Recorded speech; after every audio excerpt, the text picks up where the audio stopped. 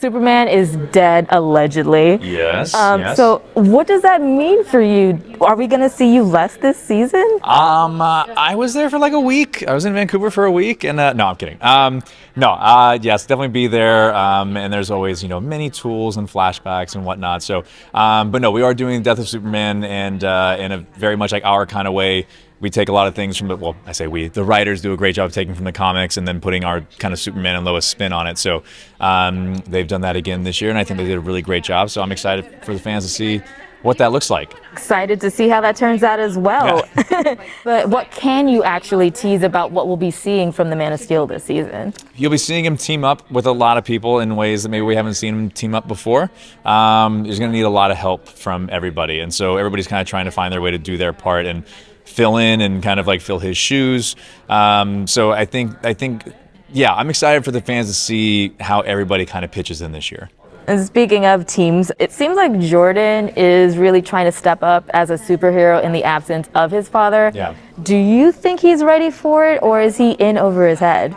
I think it's fair to say that Jordan still has some things to learn about superheroing, and so I feel like we've not reached that point where in his journey where he's kind of really found who he is in that and how he best fits into that picture. So I think we're still going to see kind of the evolution of him figuring out how to do the things that he kind of needs to do now.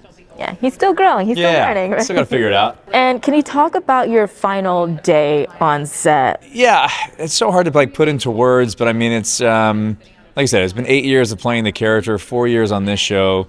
There's also a weird thing you always kind of feel like when you're shooting that like the last day is not going to end up being the last day. So it's always like this weird thing in your head of like, nah, they're going to come up with something we have to come back and do tomorrow. But it was very surreal, very surreal. It's a really funny and kind of cool, strange experience when like what's happening in life is weirdly lining up with what's going on in the show.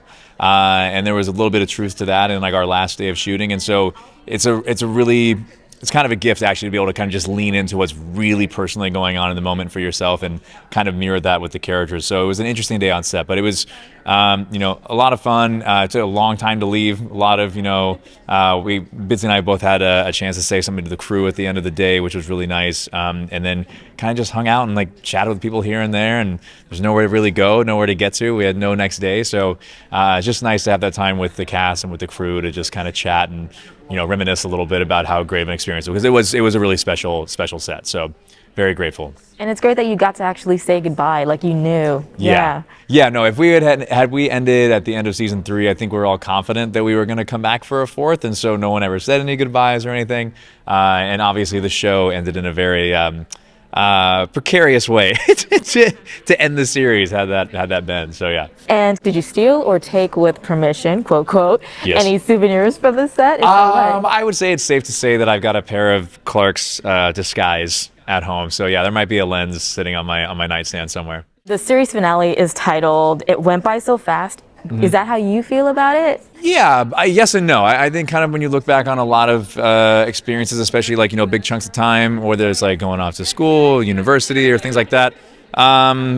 Yes, looking back, it feels like it went by in a flash, but also we had some, really, really crazy experiences with this. I mean, it started, really 8 years ago, and so that's a big chunk of time, but even our first season being shot in the middle of COVID and being one of the first productions to get up and running during that time, it was a 10-month shoot that felt much, much longer, just being, kind of locked in another country and not able to leave and not have anyone come visit. So the experience itself felt very long. So it does feel like it went by very fast, but at the same time, these last 4 years really have been like very, very full. And so very grateful for them. Yeah, but I'm sure like give me a year and I'll look back at it and feel like it never happened. Like it's kind of a thing that happens in life, I guess. Between the time that you started as Clark to the series finale, now that you filmed, what is your biggest takeaway from playing this character and also starring in Superman and Lois? I'm grateful to the character. I'm grateful to the character for what it represents. I know the thing that I was most excited about in the very beginning was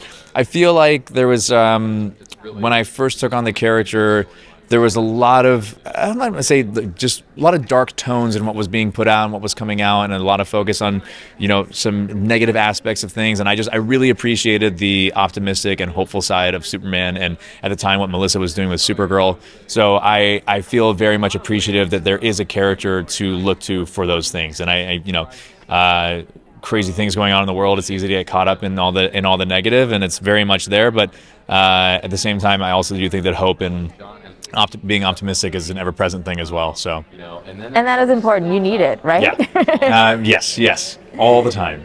Awesome. And finally, are you really excited about Tom Cavanaugh coming into the series finale? Oh my God, I can't wait. I absolutely love Tom Cavanaugh. He's just the best.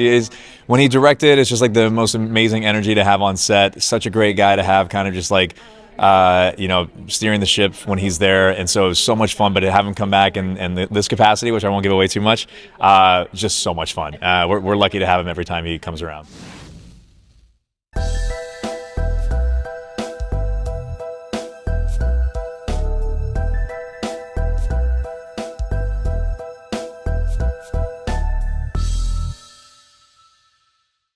Superman is quote unquote dead. Yes, he is, but also our showrunners are famous for a good old bait and switch. But no, he's dead. And Lois, we're not dropping, obviously, the cancer storyline. She still has cancer in season 4, but that storyline sort of does have to take a back seat because Superman dies and she has to kind of step into the heroine role and sort of keep her family together. Yeah, and what does that mean for her as she's picking up the pieces and dealing with the aftermath of all of that? It just means life gets lonelier and harder, but if there's a woman who represents strength, it's Lois Lane, and she keeps it together for the sake of her sons. Yeah. And, we do know that your husband directed an episode. Yes. David Gentoli, my husband, directed episode 3 of Superman and Lois. He did a beautiful job. And also he had a tough episode. He had to do it in 7 days. And we usually shoot our episodes in 10 or 11. And he got it done and he did a gorgeous job. And he also had a very emotional episode and he killed it. And in fact, the little teaser that was released earlier the week was a lot of shots from his episode. I was like, oh my God, babe, that's your episode. I'm just really proud of him. And I also was mentioning to someone else, he actually voices Batman. So I'm married to Batman and Superman. But what was it like being directed by him, and what can you tease about the episode? You know what? He's directed me before. He directed me on Grimm, and he directed on A Million Little Things, and it was just very professional. The one thing I said to him is, because there was a sort of a lovey-dovey scene with Tyler, is not that David gets jealous, but I was like,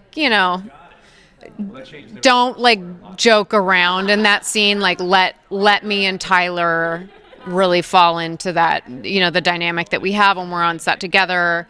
But he's such a pro. And it looks like this season that Jordan is trying to step up in the superhero role in the absence of his father. Yeah. Now, do you think he's ready to take that on, or is he in over his head? Well, I mean, in the teaser trailer that was already released, I do yell at him and I say, you are not your father. So I don't think Lois thinks he's quite at the Superman level yet.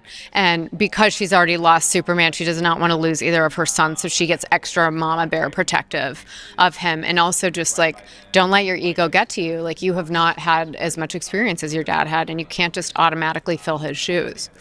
Yeah, and I'm wondering how that's going to impact her as well, because she is dealing with a lot. Her son trying to be a superhero and, all this stuff going on. What's her mindset this season? I mean, her mindset is basically take down Lex Luthor again, but do it in a way with integrity that she can be proud of, because, Lois didn't know that it wasn't Lex on that tape when she put him behind bars, and I think she wants to make amends for that. And then once she realizes, no, he actually is as evil as everybody was saying, as Pia warned her, basically she's now fighting with Superman gone, Doomsday, and Lex Luthor all on her own. Yeah. And what was it like on that final day of set? It was really emotional. A lot of people were crying. The crew was crying. Tyler and I were crying. Just I had written a speech thanking the crew for all their hard work, and part of the reason I did Grimm for 6 years, and we did like 123 episodes, and the crew is your family by the end of that run. That's why I prefer TV to film, because like film, you bond for a couple months, and then everyone's like bye and dissipates and goes on to their own life. And TV is like you see these people every day for years, and so saying goodbye to them is really difficult. Yeah, and did you get to take a souvenir from set, or can you say? I do. I have from the pilot episode, I have a mug that was on Lois's desk in the Daily Planet. That's a blue mug with an L on it. I was also given, it's funny, I don't like props unless they're necessary. I kind of feel like, you see women in scenes a lot with these purses, and they're just kind of adjusting them all the time. And I'm like, you shouldn't need to have the purse, And so I established early on, I'm like, unless the prop, there's a need for the prop, I prefer to be propless. So I do have her sort of briefcase with the LL on it that was gifted to me at the end of the show, and then her little notebook that she wrote in. And then I took, I asked for set deck in the Bizarro episode, which was season 2, episode 10. There's this gorgeous painting on the wall that sort of reminded me of Salvador Dali, and it's this elephant from behind sitting on a tree branch. And I just loved it. And I said, may I have it? And they said, well, of course, we're never doing the Bizarro World again. So I have that, and that's hanging in my house. Yeah. You got some great snags. Some good some swag. good finds. Yeah. The series finale is titled "It Went By So Fast." So do you think that's an accurate reflection of how you feel about it? I do. I think the fans feel that same way too. I'd be lying if I said I didn't want more seasons. I was certainly anticipating more seasons of the show. That said, I'm really grateful to DC Comics and Warner Brothers and the CW for letting us finish the series and letting us give it a proper ending. And I know James Gunn and Peter Safran socially. I think they're both brilliant. I would love to work with James Gunn one day on one of his films, and I really trust him. And I trust that whatever vision they're concocting for the DC universe going forward is going to be awesome.